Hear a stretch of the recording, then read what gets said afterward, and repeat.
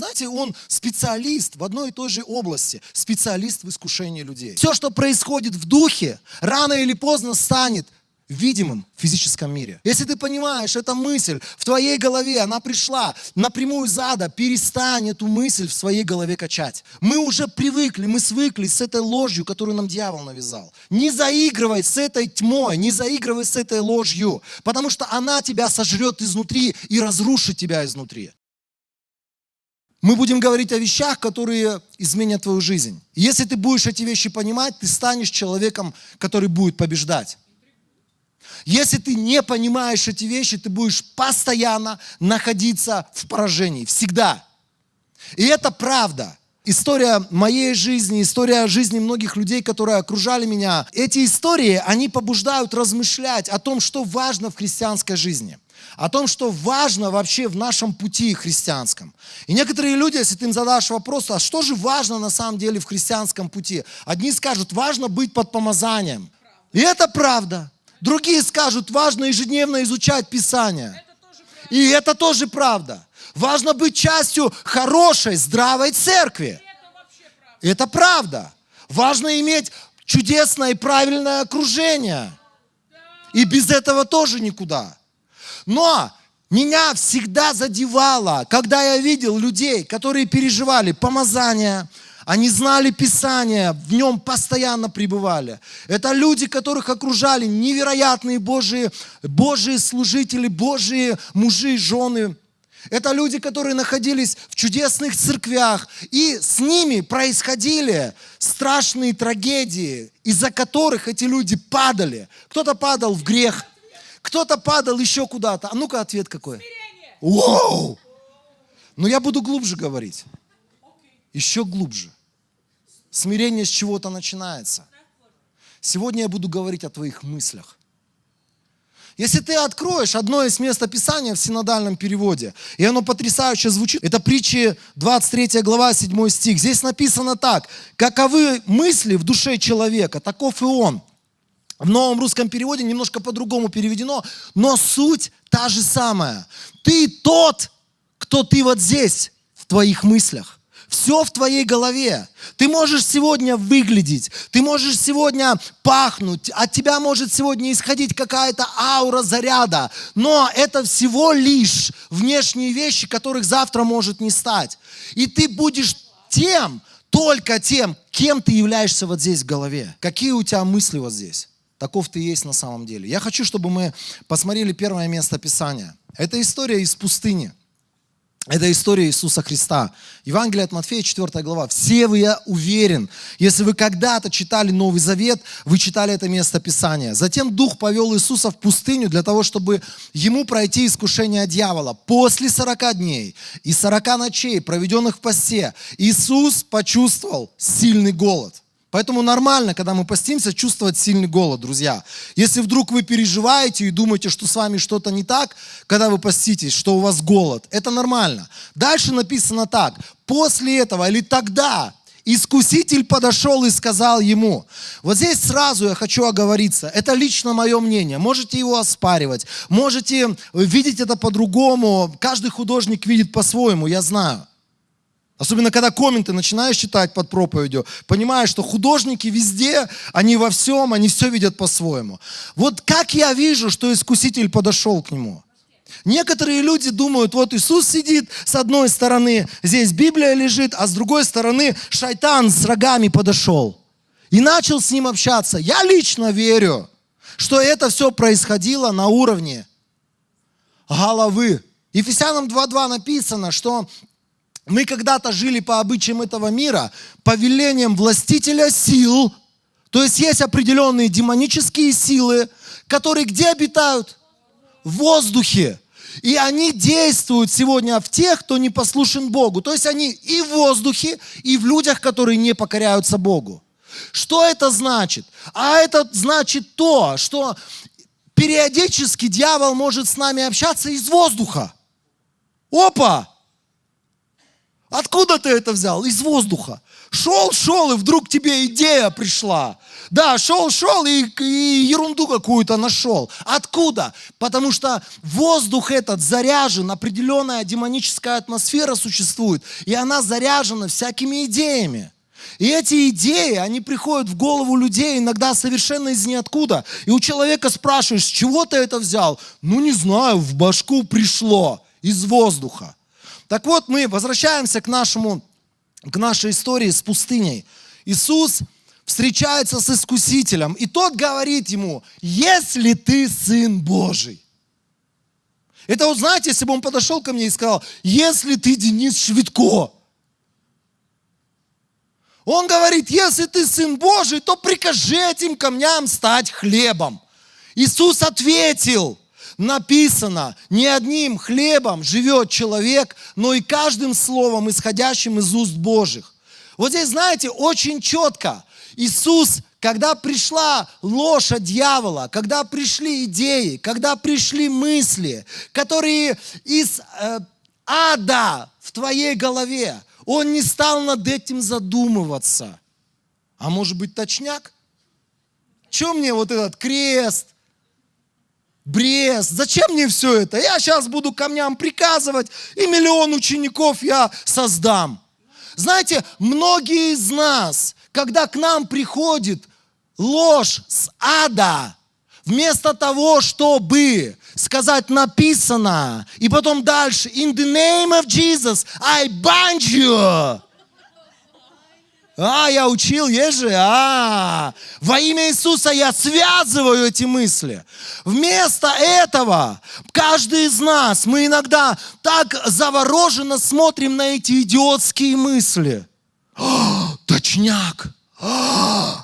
Знаете, вот есть такое понятие, когда у человека спрашиваешь: ну как ты в это попал? Он говорит: я даже сам не понял, что-то в голове накрутилось. Что-то в голове начало накручиваться. У вас бывает такое, что одна мысль начинает тянуть дальше, и вот это все больше и больше, это заполняет твои мозги. И потом ты ловишься на мысли, что ты натворил кучу пакостей, за которые тебе стыдно, и ты локти кусаешь, но не достаешь. И думаешь: как я мог? А надо было на уровне, когда это только пришло, когда ты понимал, что это искуситель гонит в твою голову волну свою демоническую. В этот самый момент надо было говорить: написано, отвали от меня во имя Иисуса Христа. Написано Писание, и он дальше говорит: уходи от меня во имя Иисуса. Ну, Иисус, может быть, не так говорил, но у нас есть и в имени Иисуса сегодня власть. Знаете, так важно, как один чудесный Божий проповедник однажды сказал: не превращай свои мозги в мусорку.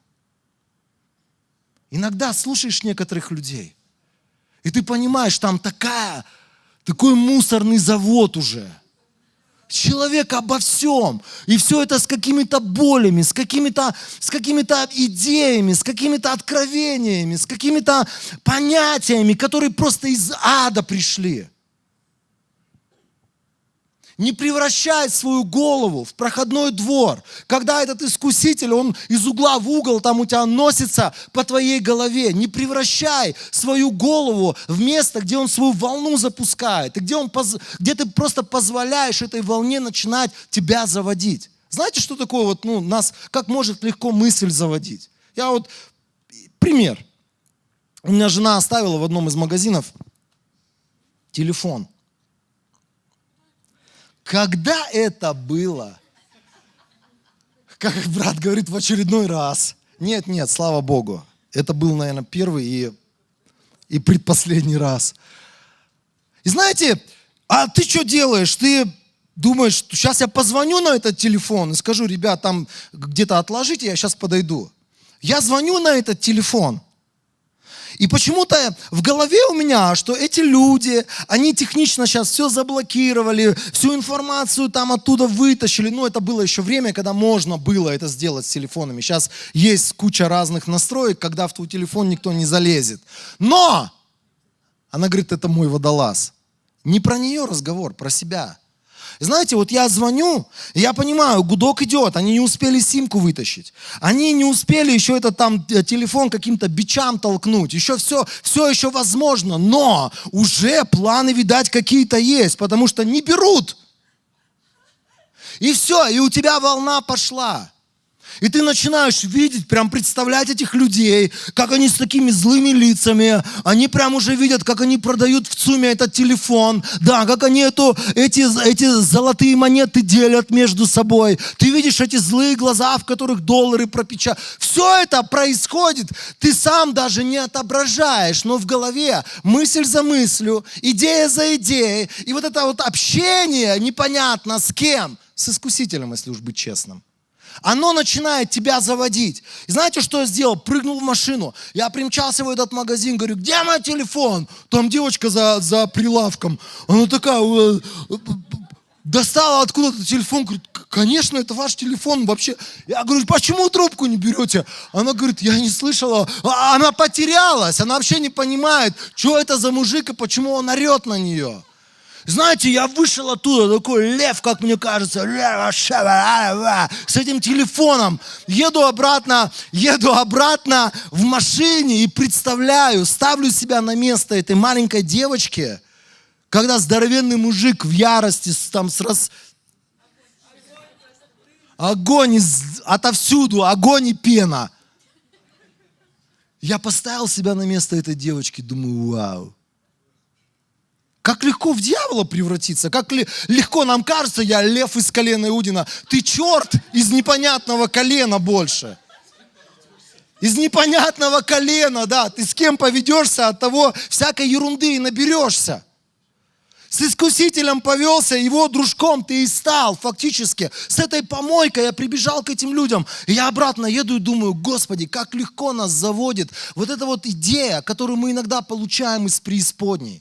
Как легко нас могут обижать какие-то люди. Причем как они обижают? Он просто занят, он в своих делах. Ты прошел мимо, он на тебя внимания не обратил. Все, я так и знал, в эту вонючую Норвегию съездила. Теперь она приехала, ни с кем не здоровается. Никого не видит. Даже себе глаза сделала, а все равно никого не видит. И все, и у тебя вот этот кач продолжается, и продолжается, и продолжается. Потом к тебе этот человек после собрания подходит, о, привет, и ты такой, типа, не видела меня. Ага, привет, о, увидела, да, значит.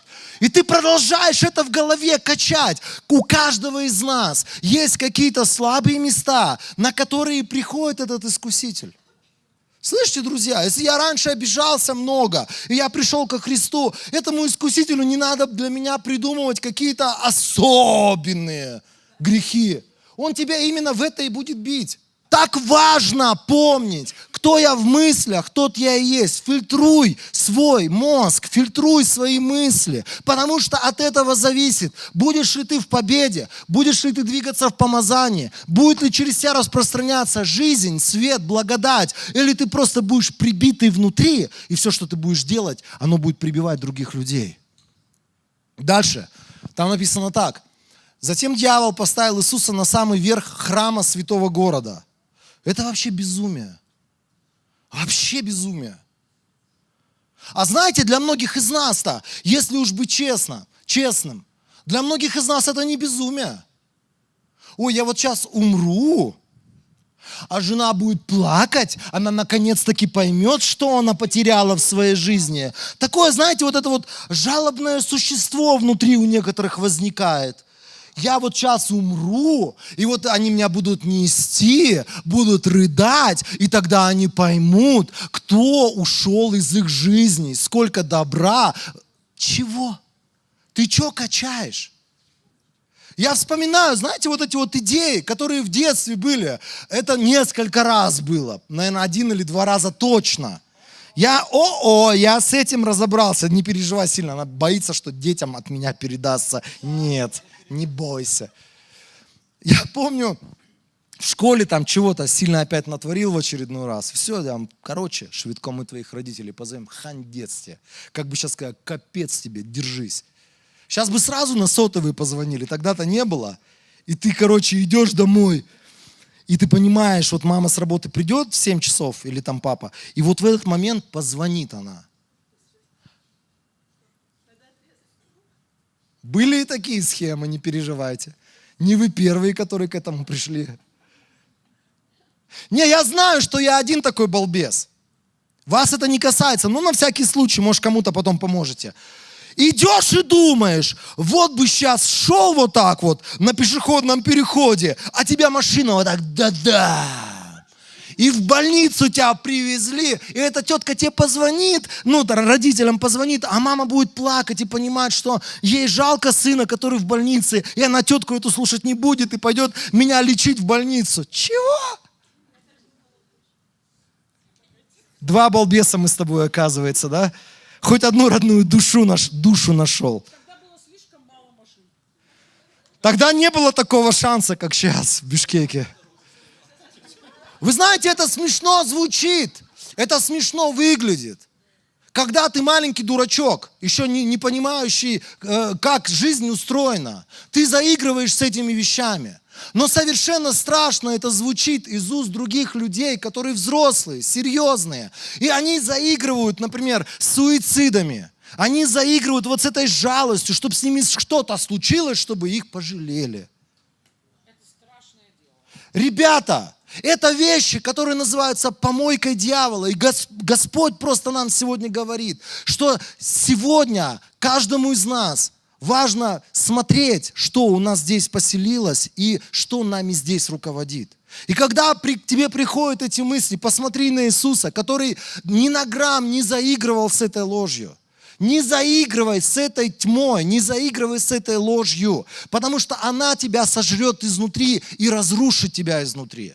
Почему сегодня люди, например, которые живут в обидах, живут в постоянном отвержении, в этом чувстве какой-то несправедливости, они заканчивают всегда очень плохо, чаще всего в дурдоме, потому что они позволяют этим мыслям их душевно разрушить. Внутри их разрушают их собственные мысли, деструктивные. Он слышит эти слова. Если ты сын Божий, то бросься вниз. И тут дьявол, знаете, еще более изощренно к нему подошел. Из Писания с ним начал разговаривать. Ведь написано же, своим ангелам повелит о тебе, они понесут тебя на руках, чтобы ноги твои не ударились о камень. Иисус ответил ему, написано также, не испытывай Господа, Бога твоего. Лаконично, четко, как отрезал. Просто обрежь эту ерунду в своей голове. Сколько у нас безумия в голове сегодня. Со сколькими мыслями мы сегодня сотрудничаем. Со сколькими мыслями мы сегодня уже так прижились к ним. Или они даже, лучше сказать, они к нам прижились. Они стали частью нашего образа мышления. Мы смотрим на себя, как на ничтожество. Мы смотрим на себя, как на людей, ничего не могущих, у которых нет веры, которые все, что им от Бога приготовлено, это беда какая-то. Мы уже привыкли, мы свыклись с этой ложью, которую нам дьявол навязал. Кто-то с мыслями о суициде, кто-то с мыслями о том, например, как ему... Какие-то люди навредили, и сколько из-за людей он претерпел. И вот он несет эти мысли в себе, эти мысли разрушают. Отрежь, как это сделал Иисус. Дальше он снова приходит к нему. Тогда дьявол привел его на очень высокую гору и показал ему все царства мира во всем их блеске. И сказал ему, все это я передам тебе, если ты пойдешь и поклонишься мне. Вот так вот сказать, ты совсем с башкой не дружишь. Но это работает. У дьявола это работает. Знаете, он специалист в одной и той же области, специалист в искушении людей. Почему сегодня люди валятся? Вот кажется, вот он пример перед глазами. Вот, может быть, перед твоими глазами просто страшный пример. Что с тобой не так, что ты пошел по этому пути? Люди думают, что это кого-то дьявол с его мыслями победил, а у меня просто эти мысли где-то там в тайной полочке жить будут, и они просто там останутся. Сегодня, знаете, вот мы разговариваем в последние дни про огромные служения, которые потерпели крах, потому что люди, основавшие эти служения, упали в грех. И я думаю, вы все знаете, зрители знают огромное количество таких людей, которые упали в грех. А как это все происходило? А происходило у всех по одной и той же системе, по одной и той же схеме. Просто мысль какая-то, вот у тебя твоя старая жена, а вот тут рядышком какая-то новая, красивая. третья, вторая, третья, мне подсказывают вторая. Неважно, просто более красивая, более покладистая, более смиренная. Она с более этими крупными глазами, у нее красивые уши, у нее длинные волосы, у нее ногти, у нее ноги, у нее все, а у твоей ничего. Осуждаем ужас до поры до времени. Знаете, эта борьба, которая происходит сегодня в головах у людей. Ты можешь увидеть сегодня человека и сказать: слава Богу за чудесную женщину, девушку, она станет чьей-то прекрасной женой. А у меня есть своя жена. Я знаю слова Иисуса: не смотреть с вожделением на чужих жен. Я фильтрую вот здесь мозг. Но в какой-то момент ты начинаешь думать: прикольненько, а вот ты начинаешь примерять ее в свои какие-то законные жены, ты начинаешь примерять ее там, здесь, тут, и потом смотришь, какие-то чудесные мужи Божьи в начале в самом бросают своих старых жен и выходят или женятся на новых женах. Как? Неужели он не знал? Да потому что он позволил здесь сначала пробить искусителю. Знаете, например, твоя война, сегодня у нас многие молодые мужчины здесь сидят в зале. Твоя война, она сегодня, я знаю, она не на жизнь, а на смерть, с похотью, с блудом, с порнографией. Сегодня это война любого молодого человека и многих девушек. Война с порнографией. И если раньше это было чем-то таким забавным, прикольным, какие-то люди друг другу показывали снимки, сегодня это просто как портал ада, открытый через интернет. И знаете, что сегодня происходит с людьми? Однажды он попал туда, а выбраться не может. Уже каялся, просил прощения, исповедал. Публично даже некоторые исповедали, думали, это поможет. Уже брали посты, уже и то, и сё, и третье, и десятое. Но все начинается вот здесь с мыслей. Когда приходит искуситель и говорит: что, скучно тебе? Да. А вот есть хаб. Точка. Чего-то там, не буду ничего рекламировать. А вот, посмотри, а вот, приглядись, а вот прикольно, а вот это, а вон то. И знаете, люди, они просто вот здесь позволяют сначала вот здесь победить себя. Сначала вот здесь происходит эта война. Сначала вот здесь происходит эта битва. У каждого из нас, у тебя, у меня, у любого молодого человека, у любого христианина сегодня война происходит в голове. У кого-то идет война за чистоту, связанную например, с полами. У кого-то идет война, связанная с обидами. У кого-то война с мыслями о смерти. У кого-то война с мыслями о том, что у тебя никогда ничего не будет, и ты ничего не сможешь достичь. Каждый из нас, мы воюем с определенными какими-то ловушками, которые дьявол пытается нам расставить. Слышите, о чем я говорю? Но эта война вот здесь. Она здесь начинается. Поэтому остановись сегодня. И если у тебя сегодня, например, ты понимаешь, у тебя здесь пробито, здесь тебя уже победили, здесь тебя уже сломили, начни все снова. Начни то, что делал Иисус. Выписывать то, что говорит Библия о той или иной сфере твоей жизни. Выпиши то, что говорит Библия об этом. Для того, чтобы когда придут эти идиотские мысли, ты бы мог сказать: написано, не посмотри на женщину с вожделением. Я выбираю Божий путь. Я выбираю Божие Слово во имя Иисуса Христа. И только Словом Божьим ты сможешь здесь навести порядок в своей голове. Нет никакой психологической силы, силы самовнушения, силы познания себя, таблеток антидепрессивных, антидепрессанты, ладно. Нету ничего такого невероятного. Например, даже молитва помазанников Божьих не помогает. Потому что это твоя война. И это война, в которой, по примеру Иисуса, ты одержишь победу. Это наш пример. И Он говорит: если я прошел этот путь, то вы все сможете этот путь пройти. Потому что мои ученики будут делать то же самое, что делал я, и даже больше. И даже больше. И знаете, когда я читал эту историю, мне вспомнилась другая история. Если мы читаем, это первая книга Нового Завета, то первая книга Ветхого Завета, там тоже есть своя история. Тоже про людей, к которым пришел Искуситель. Это Бытие 3 глава, да? Жалко, что не 4, а то вообще бы было символично. Из всех диких зверей, которых создал Господь Бог, самым хитрым был змей.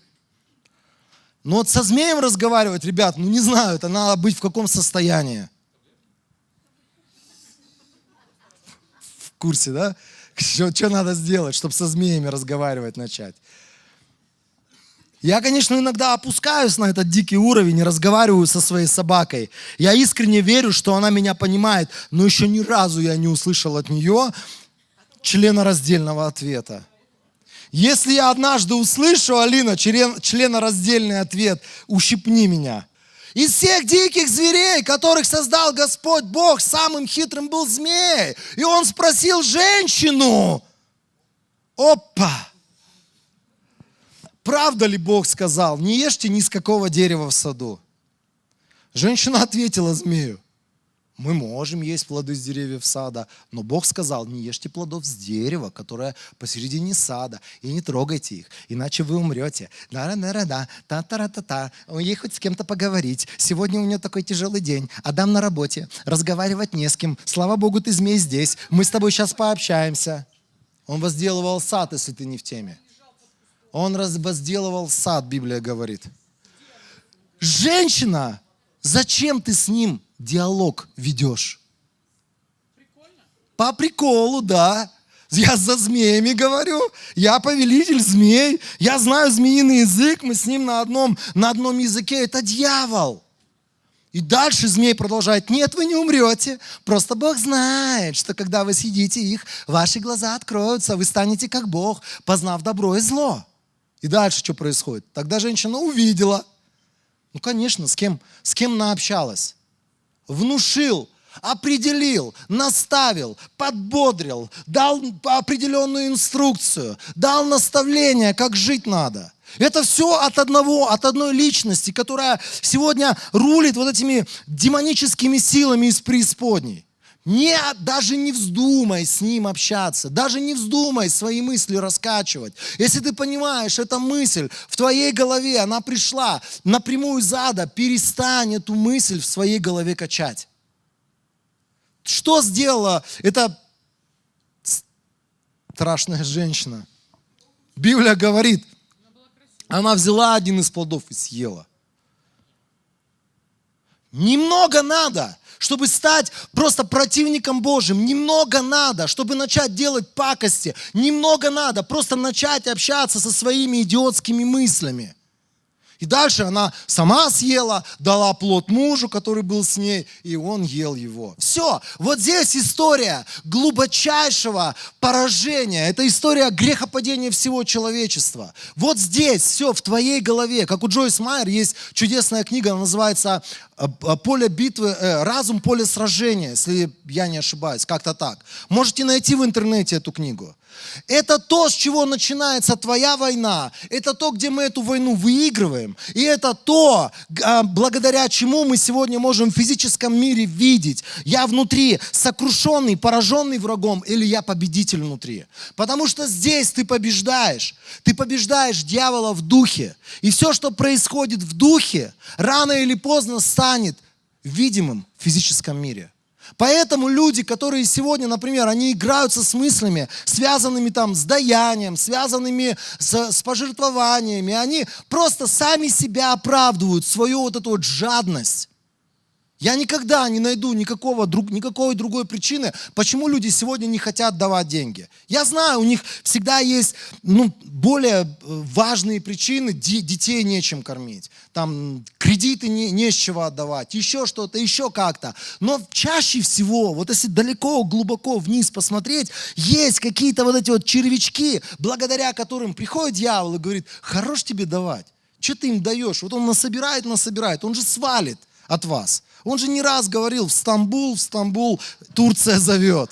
Вот увидишь, однажды будет жить в Стамбуле, на бережку фонтанчики из соленой воды пускать, а ты вот здесь будешь впахивать. Одно и то же, всем одно и то же городит. Знаете, вот здесь все, сначала здесь победи свое неверие, свои страхи, свои вот эти безумные какие-то откровения о людях. Вот здесь надо что-то сделать с нашей головой, с нашим разумом. И тогда ты начнешь видеть в физическом мире гигантские перемены. И твоя жизнь станет совершенно другой. Тогда ты будешь наслаждаться и говорить: слава Богу, вместе со Христом я победил, я преодолел. Весь мой путь, 30 лет я иду сегодня за Христом. 30 лет.